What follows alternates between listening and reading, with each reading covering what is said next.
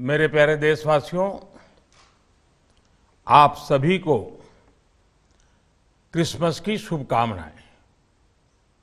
हम इस वर्ष के अंतिम सप्ताह में हैं। 2022 बस आने ही वाला है। आप सभी 2022 के स्वागत की तैयारी में जुटे हैं, लेकिन उत्साह और उमंग के साथ ही ये समय सचेत रहने का भी है। आज दुनिया के कई देशों में कोरोना के नए वेरिएंट ओमिक्रॉन की वजह से संक्रमण बढ़ रहा है। भारत में भी कई लोगों के ओमिक्रॉन से संक्रमित होने का पता चला है। मैं आप सभी से आग्रह करूंगा कि पैनिक न करें। हां, सावधान रहें, सतर्क रहें, मास्क उसका भरपूर उपयोग करें और हाथों को थोड़ी थोड़ी देर पर धुलना, इन बातों को हमें भूलना नहीं है। आज जब वायरस म्यूटेट हो रहा है तो हमारी चुनौतियों का सामना करने की ताकत और आत्मविश्वास भी मल्टीप्लाई हो रहा है। हमारी इनोवेटिव स्पिरिट भी बढ़ रही है। आज देश के पास 18 लाख आइसोलेशन बेड्स हैं, 5 लाख ऑक्सीजन सपोर्टेड बेड्स हैं, 1,40,000 आईसीयू बेड्स हैं। आईसीयू और नॉन आईसीयू बेड्स को मिला दें तो 90,000 बेड्स विशेष तौर पर बच्चों के लिए भी हैं। आज देश में 3,000 से ज्यादा पीएसए ऑक्सीजन प्लांट्स काम कर रहे हैं। 4 लाख ऑक्सीजन सिलेंडर्स देश भर में दिए गए हैं। राज्यों को जरूरी दवाओं की बफर डोज तैयार करने में सहायता की जा रही है। उन्हें पर्याप्त टेस्टिंग किट्स भी मुहैया कराई जा रही है। साथियों, कोरोना वैश्विक महामारी से लड़ाई का अब तक का अनुभव यही बताता है कि व्यक्तिगत स्तर पर सभी दिशा निर्देशों का पालन कोरोना से मुकाबले का बहुत बड़ा हथियार है। और दूसरा हथियार है वैक्सीनेशन। हमारे देश ने भी इस बीमारी की गंभीरता को समझते हुए बहुत पहले वैक्सीन निर्माण पर मिशन मोड में काम करना शुरू कर दिया था। वैक्सीन पर रिसर्च के साथ साथ ही approval processes, supply chain, distribution, training, IT support system, certification पर भी हमने निरंतर काम किया। इन तैयारियों का ही नतीजा था कि भारत ने इस साल 16 जनवरी से अपने नागरिकों को वैक्सीन देना शुरू कर दिया था। ये देश के सभी नागरिकों का सामूहिक प्रयास और सामूहिक इच्छा शक्ति है कि आज भारत 141 करोड़ वैक्सीन डोज के अभूतपूर्व और बहुत मुश्किल लक्ष्य को पार कर चुका है। आज भारत की वयस्क जनसंख्या में से 61% से ज्यादा जनसंख्या को वैक्सीन की दोनों डोज लग चुकी हैं। इसी तरह वयस्क जनसंख्या में से लगभग 90% लोगों को वैक्सीन की एक डोज लगाई जा चुकी है। आज हर भारतवासी इस बात पर गर्व करेगा कि हमने दुनिया का सबसे बड़ा, सबसे विस्तारित और कठिन भौगोलिक स्थितियों के बीच इतना सुरक्षित वैक्सीनेशन अभियान चलाया। कई राज्य और विशेष तौर से टूरिज्म की दृष्टि से महत्वपूर्ण राज्य जैसे गोवा, उत्तराखंड, हिमाचल जैसे राज्यों ने 100% सिंगल डोज वैक्सीनेशन का लक्ष्य हासिल कर लिया है। आज देश के दूर सुदूर गांवों में जब 100% वैक्सीनेशन की खबरें आती हैं तो मन को संतोष होता है। यह प्रमाण है हमारे हेल्थ सिस्टम की मजबूती का,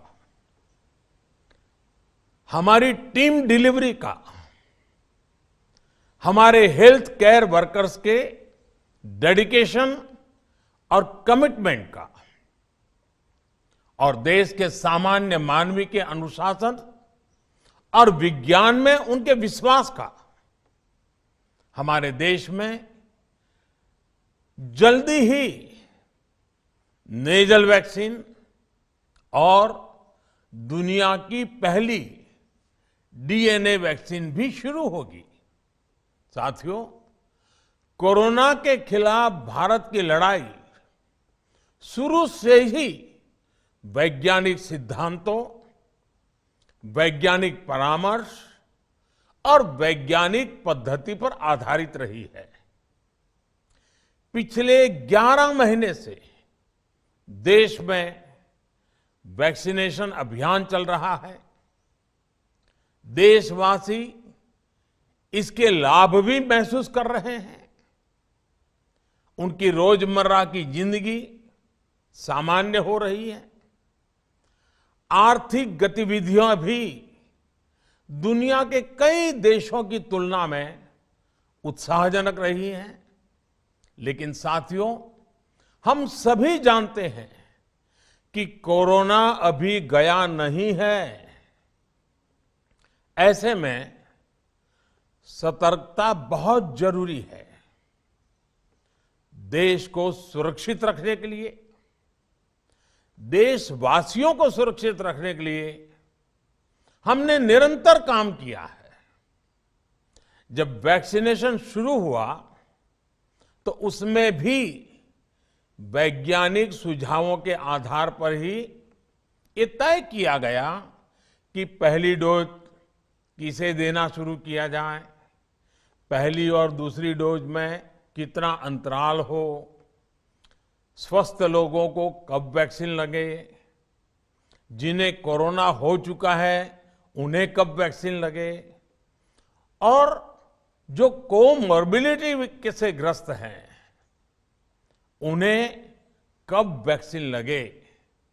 ऐसे निर्णय लगातार किए गए और ये परिस्थितियों को संभालने में काफी मददगार भी साबित हुए हैं। भारत ने अपनी स्थिति परिस्थिति के अनुसार भारत के वैज्ञानिकों के सुझाव पर ही अपने निर्णय लिए हैं। वर्तमान में ओमिक्रॉन की चर्चा जोरों पर चल रही है। विश्व में इसके अनुभव भी अलग अलग है, अनुमान भी अलग अलग है।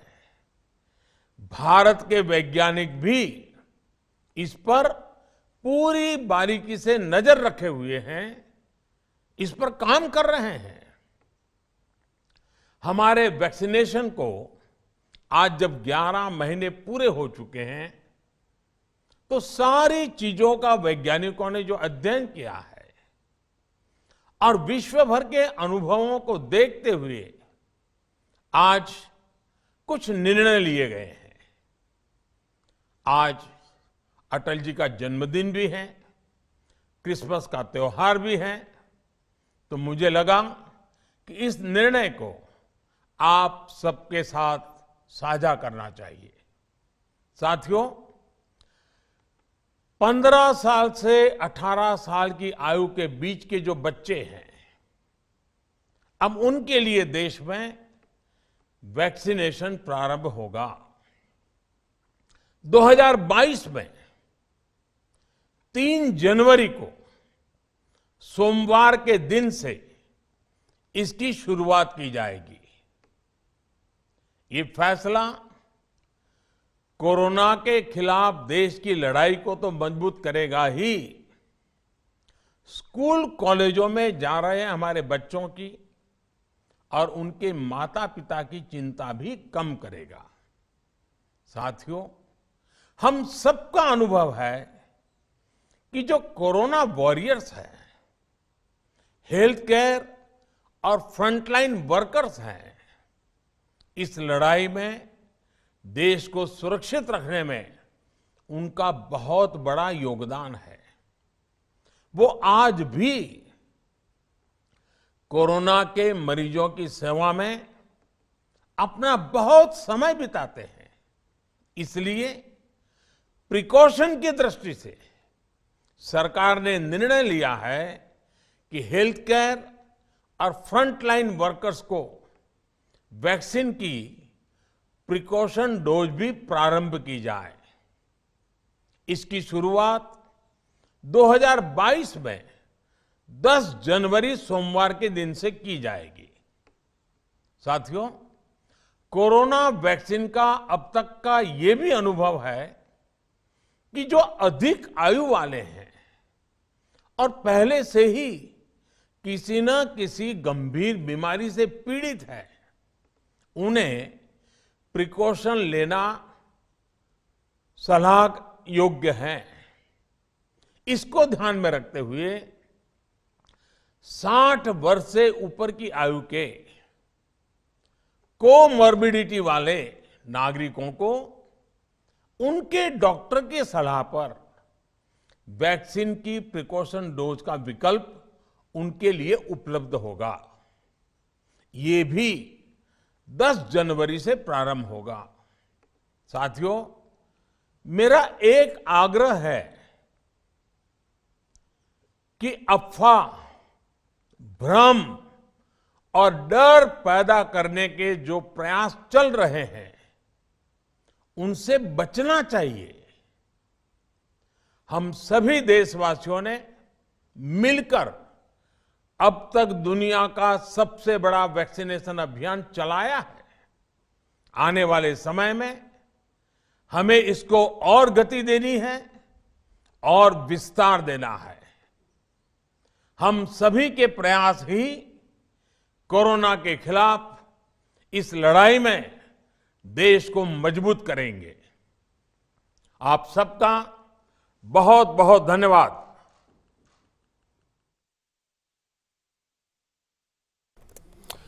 तो इस वक्त की बड़ी खबर प्रधान